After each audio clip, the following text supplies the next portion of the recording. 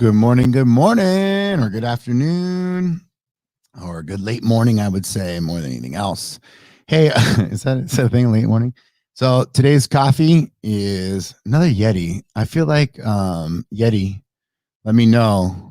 Let me know what you want me to do. I like a lot of your stuff, and you keep my coffee warm. So holler at your boy.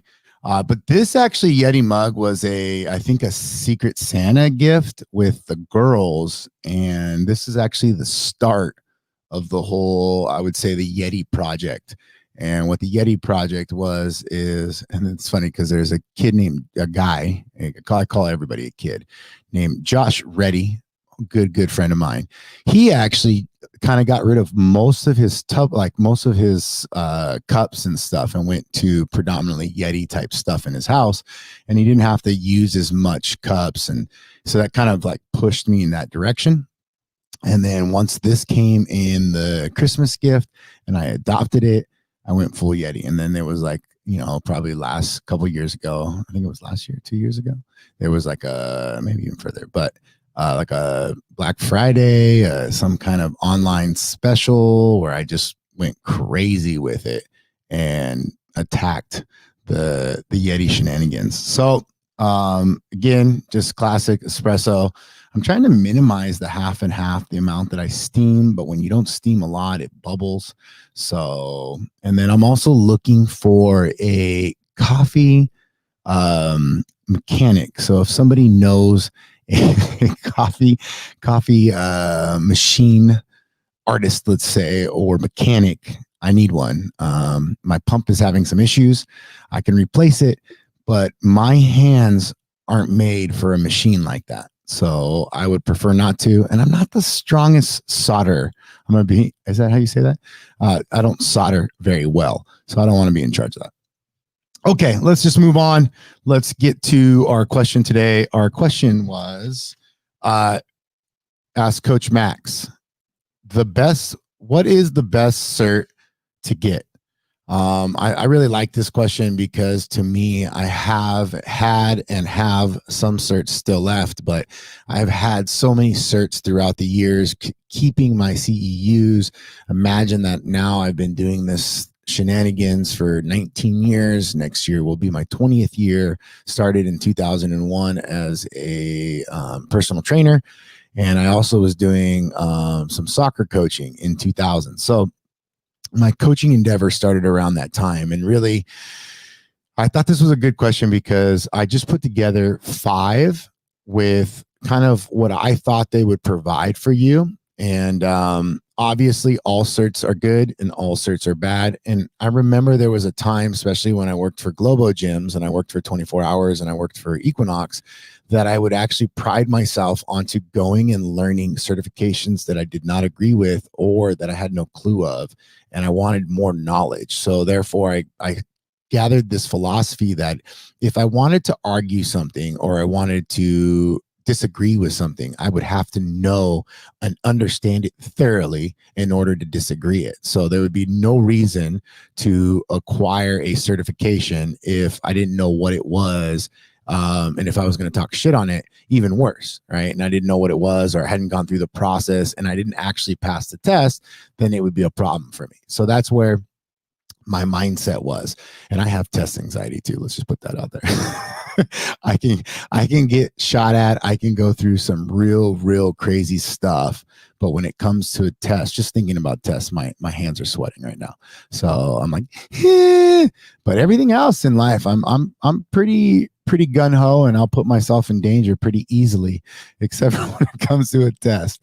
But all right, so the first one that I really like was the CrossFit certification. One, because I am a CrossFit coach. I have loved CrossFit for quite some time, but mostly too, when they first started doing their 3-day cert, even before, we went to their 4th certification, there was no real practical certs. So no cert that you actually got to work out at, no cert that you got to kind of see and interact with other coaches at different levels in that setting, where most of it was just kind of a university style teacher, or kind of lecture style with some practical hands-on small group, but nothing like what CrossFit did. And they really did really well at that practical setting. And the other one that did real well with it, which they combined it with their cert, so you'd have to get their cert and then you did their like practical, was the NASM. And NASM did it as well.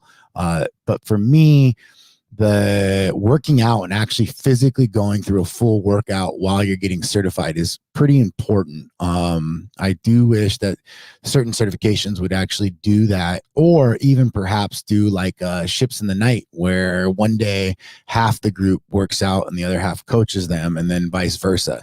And then maybe you even get like out of a hat what your problem is. And I don't know, but CrossFit was very practical. NASM, I really liked the program knowledge. I liked the program of how they on-stepped it with almost kind of like a staircase program cycle, or a progression, if you will. They've started with like an unstable to strength, and then endurance, and then hypertrophy. So they use a lot of tempo stuff. They use a lot of unilateral push and pull, Swiss ball and stuff like that, which I didn't really use a lot of. I used it a lot in the off season for about 4 weeks, not me personally, but with my professional athletes. But most of my professional athletes, I moved them away from it, and I still really, really feel like the athletes that do too much stability shenanigans on the ball, the BOSU and things of that nature, tend to still get injured a lot with MCL, ACL, ankle injuries, all kinds of shenanigans. So pulled hamstrings. So I'm not really in the philosophy of just the unstable or stable environment. I'm a firm believer in the agonist antagonist training, and being able to do that while lengthening the muscle and waking it up. And we can get into that some other time. However, I do find that not a lot of coaches do that. Our phase one with stretching inside of lifting, I don't really find that. I don't find that a lot, which is sad, which is very sad. But NASM, really good program, very good knowledge base on anatomy. If you hadn't had a lot of school or kind of textbook style of education, it really gives you a lot of that. ACE. I really liked the ACE because it was easy and it also was very cost efficient, very cost effective or efficient. The NSCA, CPT, CSCS, when I first started coming around, they only were providing that for kids with a degree. They didn't offer it with a CPT. I recommend it. It's just something that you can piggyback on along the way with CEUs. Not necessarily something that I'm like, ooh, gun-ho for personal trainers, obviously gun-ho for strength and conditioning coaches. But it's a good one if you're going to get into that line of work. And then also too, like if you really like reading peer reviews or you like journals and things of that nature, it's a good certification to kind of look at that stuff. Whether you agree with it or not, it is what it is. And then the last one is some kind of nutritional cert. So again, it's CrossFit, NASM, ACE, NSCA, CPT. And then I say get some type of nutritional institute like an NCI. Precision Nutrition Cert gives a good one. And then NASM does another one that I did, which was the NASM Certified Nutritional. I did that mostly to keep my NASM CPT going. So, and I like that one too. The NCI, I would tell you, the Nutritional Institute, is probably the most very encompassing and gives you kind of a lot of good ways to prescribe nutrition, which I really find that is extremely important in giving somebody a goal. It's not necessarily giving them an arbitrary goal. It's an actual specific goal based off of what they say they want. And then from there, giving them a prescription of how they're going to achieve it. And so that's why even in a group environment or a group program, you can still give individual achievements and individual goal setting based off of what the individual needs and wants are. So I want to come in, I want to get in shape. Okay, well, I can still use my actual exercises, or I can use my quantitative data from training to show that I'm getting in better shape. And then at the same time, I can do inches and body fat and things of that nature. So it just gives us a lot more data to look at. And that's really kind of what I look at for certifications. And I hope that kind of answers the question of the 5, or at least kind of a direction of what I would do. And that's about it for today. Have a good one. I'll see you guys tomorrow. I like this thing so much. I got this one too. There's this one. Oh, no way. Hold on. I gotta get rid of this. I gotta get rid of myself. Bye, guys.